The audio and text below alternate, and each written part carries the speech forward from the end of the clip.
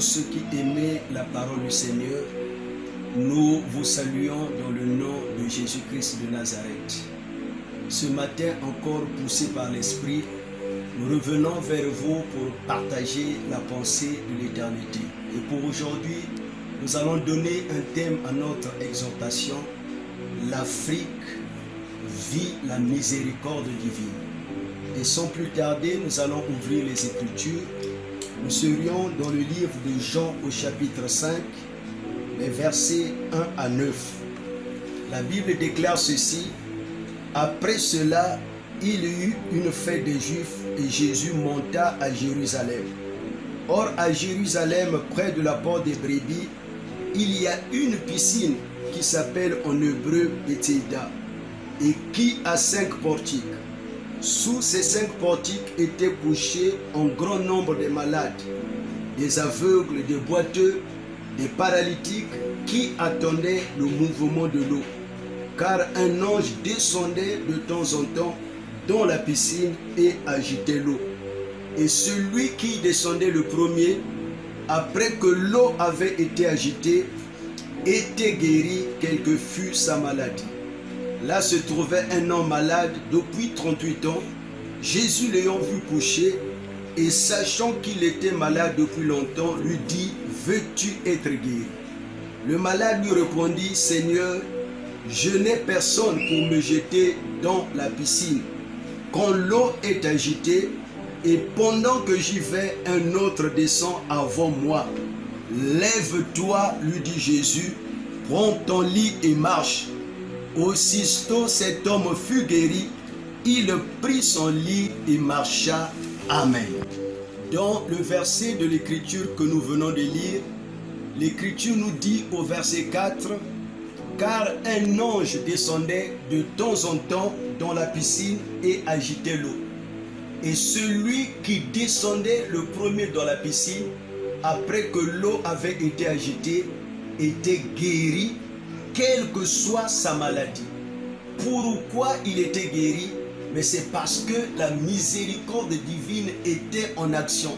La miséricorde divine agissait, la miséricorde divine opérait. N'oubliez pas que Bethesda veut simplement dire la maison de la miséricorde. Et donc, bien aimés, les regards de tous les malades étaient tournés, étaient fixés vers la piscine. Comme aujourd'hui aussi, les regards de beaucoup de gens, même des chrétiens, sont tournés vers les scientifiques. Les regards de beaucoup de gens et même des pasteurs sont tournés vers l'OMS, sont tournés vers le chercheur. Et ce jour-là, quelque chose d'extraordinaire, quelque chose d'inattendu s'est produit. Au moment où les regards de tous les malades étaient tournés vers la piscine, l'inattendu s'est produit. Jésus-Christ de Nazareth est rentré dans la piscine. Alléluia. Celui qui envoyait l'ange est venu. Celui qui est plus que l'ange est venu. Celui qui est l'ange de l'Éternel est rentré dans la piscine de Bethesda. Et c'est comme aujourd'hui, au moment où tout le monde a le regard, au moment où tout le monde attend l'OMS, au moment où vous attendez les scientifiques, au moment où vous attendez le débat scientifique sur la chloroquine, au moment où vous attendez le vaccin sur le coronavirus, sur le sida, sur le cancer, Jésus vient. La miséricorde de Dieu intervient. Bien-aimé peuple de Dieu, la bonne nouvelle c'est quoi? C'est que Jésus-Christ est le même hier, aujourd'hui et éternellement. De la même manière, comme au temps du paralytique de Bethesda, aujourd'hui aussi, l'Afrique est en train de vivre la miséricorde de Dieu. Au moment où les Européens passaient leur temps à dire que les Africains allaient mourir en masse, la main de l'Éternel, la main d'Élohim, la main d'Adonai, la main d'El Shaddai, de El Gibor était sur nous. La miséricorde de Dieu était sur l'Afrique. Et au verset 6, l'Écriture dit Jésus l'ayant vu. Alléluia. Bien-aimé, de la même manière que Jésus avait vu le paralytique de Bethsaïda, aujourd'hui aussi, Jésus a vu l'Afrique. Et il va dire au paralytique, veux-tu être guéri? Et ce matin, moi je dis, l'Afrique, veux-tu être guéri? Ma soeur, mon frère, veux-tu être guéri? Veux-tu être épargné de cette pandémie appelée coronavirus? Bien-aimé, écoutez la réponse du paralytique. Le paralytique va dire à Jésus, Seigneur, je n'ai personne. Alléluia. Seigneur, je n'ai personne. Bien-aimé, ça c'est l'Afrique. L'Afrique n'avait rien pour lutter contre le coronavirus. C'est pourquoi Jésus doit intervenir comme au temps du paralytique de Bethsaïda. De la même manière qu'il avait intervenu, aujourd'hui aussi. De la même manière qu'il avait vu le paralytique de Bethsaïda, aujourd'hui aussi, Jésus a vu l'Afrique. Un continent sans secours, un continent sans hôpitaux, un continent sans réanimation. Mais regardez bien aimé, aujourd'hui, il y a 80 fois moins de morts en Afrique. Il y a 80 fois moins de morts là où il n'y a pas des hôpitaux. Il y a 80 fois moins de morts là où il n'y a pas la réanimation.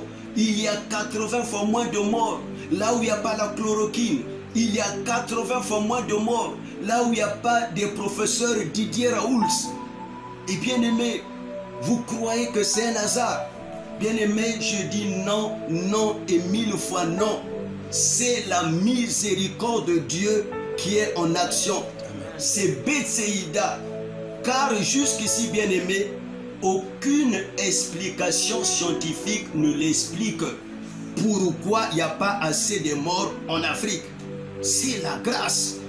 Et pourtant, sans rien, nous étions les meilleurs candidats de l'Apocalypse qui s'annonçait sur tous les médias occidentaux.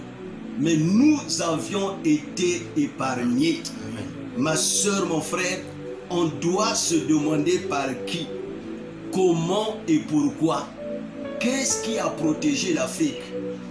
Qu'est-ce qui t'a protégé, ma soeur? Qu'est-ce qui t'a protégé, mon frère? Bien-aimé, c'est la miséricorde de Dieu. Jésus-Christ est le même hier, aujourd'hui et éternellement.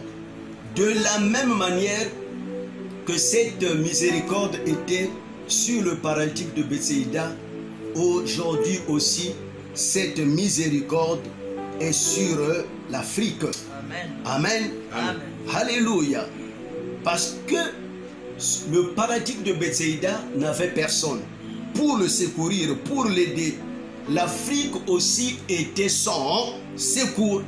Les Européens ont des hôpitaux, mais l'Afrique n'a rien. C'est pourquoi Jésus doit intervenir. Les Européens ont des réanimations, mais l'Afrique n'a rien. C'est pourquoi Jésus doit intervenir. Les Européens ont des professeurs, mais l'Afrique n'a rien. C'est pourquoi Jésus doit intervenir. L'Afrique est vulnérable. L'Afrique est faible, comme le paralytique de Bethsaïda. C'est pourquoi Jésus doit intervenir. Amen. Mais malheureusement, ceux qui nous gouvernent n'ont pas compris cela. S'ils avaient compris cela, ils n'allaient pas fermer les églises. Amen. Amen. Bien-aimés, je veux vous encourager de respecter les mesures barrières, de laver régulièrement vos mains, de porter les masques. Mais n'oubliez pas celui qui protège et qui sauve, Jésus-Christ de Nazareth. Amen. Parce que nous avons vu en Europe des personnes qui étaient mieux protégées que nous, mais qui sont morts parce qu'ils avaient négligé celui qui protège et celui qui sauve, Jésus-Christ de Nazareth. Amen. Que votre cœur ne se trouble point. Croyez en Dieu.